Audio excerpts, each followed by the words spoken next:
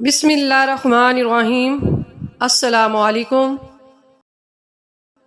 جمعہ کے دن نماز عصر کے بعد یہ 3 نام پڑھ لیں، کتنی ہی مشکل حاجت ہو انشاءاللہ پوری ہوگی۔ جمعہ کے دن حاجت کا خاص وظیفہ۔ آج میں آپ کے ساتھ جمعہ کے دن کا ایک بہت ہی خاص وظیفہ شیئر کرنے جا رہی ہوں، جو خاص طور پر کسی حاجت یا پھر مقصد میں کامیابی کے لیے ہے۔ آپ یہ عمل کریں، انشاءاللہ آپ کو کامیابی ضرور ملے گی۔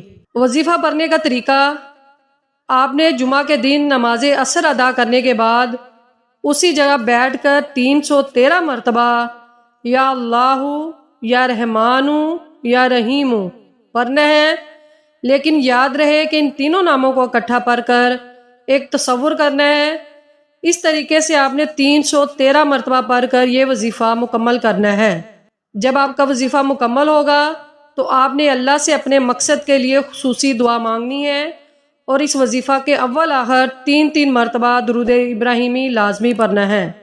وظیفہ کی مدت: یہ وظیفہ آپ نے مسلسل 7 جمعوں تک کرنا ہے۔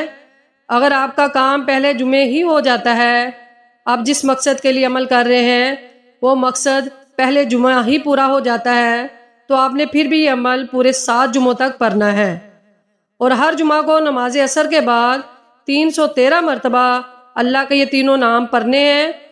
وظیفہ جیسے بتایا ہے ویسے ہی کرنا ہے۔ اگر عورتیں یہ وظیفہ کرنا چاہیں تو کیسے کریں؟ اگر عورتیں یہ وظیفہ کرنا چاہیں تو وہ اپنے خاص ایام میں وظیفہ چھوڑ دیں۔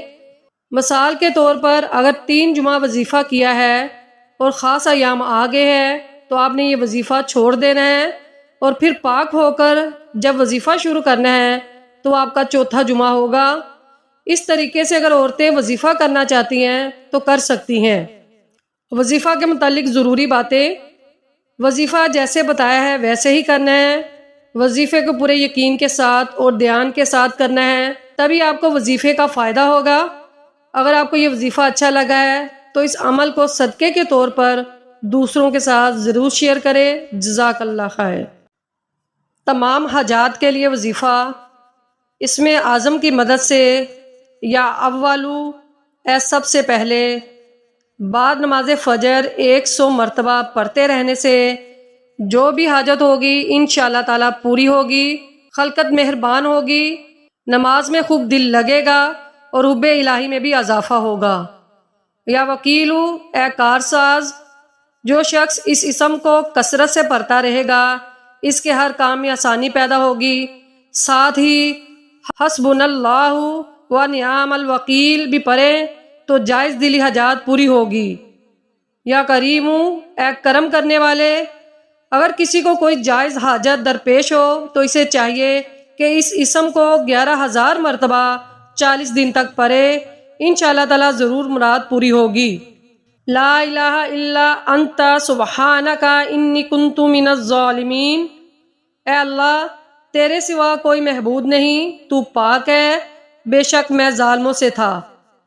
حضرت سعید رضی اللہ تعالیٰ عنہ سے روایت ہے کہ رسول اللہ صلی اللہ علیہ وآلہ وسلم نے فرمایا ہے کہ حضرت یونس علیہ السلام نے مچھلی کے پیٹ میں یہ دعا پڑھی تھی، لہٰذا جو مسلمان کسی حاجت کے وقت ان کلمات کو پڑھ کر جو بھی دعا کرتا ہے وہ قبول ہوتی ہے۔